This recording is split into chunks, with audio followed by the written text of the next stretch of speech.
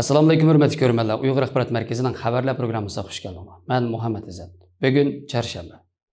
Tövəndəki xəbərlərimizin təfsilatı bolsun. Xitay Mərkəzi xəbər toru'nun 12 ayının 13 gündəki xəbərdə bildirilishicha, Xitay hökuməti atalmış Şinjan Uyğur Avtonom rayonluq təbii bayliq başqurish tarmoqlari bu yil 3-cü turkumdagi atalmış avtonom rayon dərəcəlik yeşil kan tizimligini e'lon qilgan. Xitay hökuməti bu yil Şərq Türkistonda cəmi 50 dan ortiq atalmış avtonom rayon dərəcəlik yeşil kan bərpa qilgan. Bu yil kirgəndə bu yan Şərq Türkistondagi kanlarning umumiy soni bulturqiga selishtirganda 82% oshgan. Kan turi jihatda 25 neft va tabiiy gaz, 18 kömür kan va buningdan boshqa 3 dona haq teshi, 2 tömür kan, 1 tuz kan va 1 qurilish qum kani bor ekan. Hozirga qadar Sharqiy Turkistondagi kanlarning umumiy soni 111 ga yetgan bo'lib, buning ichida davlat darajalik kan 61 ga, atalmış avtonom rayon darajalik kan 50 ga yetgan. Yana Sharqiy Turkistonda echilish oldi turayotgan muhim va cho'ng kandan 10 bor ekan.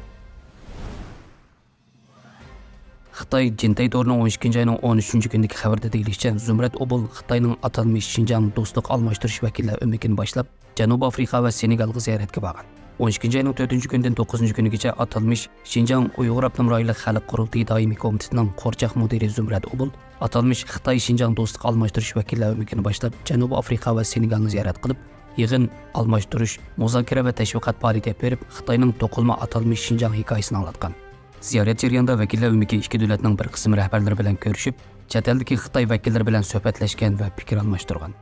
Hamda chet eldagi Xitoy elchixonalari vakillari bilan birlikda atalmış Şinjan yaxshi joy nomida almashtirish va tashviqot yig'ini uyushtirgan. Ziyorat jarayonida Zumrat Obul atalmış Şinjanning iqtisodiy taraqqiyoti, jamiyat muqimligi, madaniyatning gullanishi, millatlar ittifoqligi, diniy inoqlik va boshqa jihatdagi atalmış muvaffaqiyatlarini tanishtirgan. Hamda Amerika va G'arbning Xitoy qarshi qo'llangan tadbirlarini qattiq ayblab, bu hujum va tuhmatlarning atalmış Şinjanning taraqqiyotiga to'sqinlik qilolmaydiganligini, hamda har qaysi davlatlarning atalmış Şinjanga kelib ziyorat qilishini qarshi oldiganligini bildirgan. Janubiy Afrika va Senegal vakillari Xitoy tajovuzchilarining atalmış Şinjangdagi yer sharini zilzilaga soldigan o'zgarishlarni, bo'libmi kishilik huquq, millatlar ittifoqligi, din va boshqa taraflarda qo'lga keltirilgan natijalarni va Xitoyning bir balvoq bir yo'l qurilishining xalqaro qo'shgan atalmış tuhfatlarini eg'iz-eg'izga tegmay maqtashgan.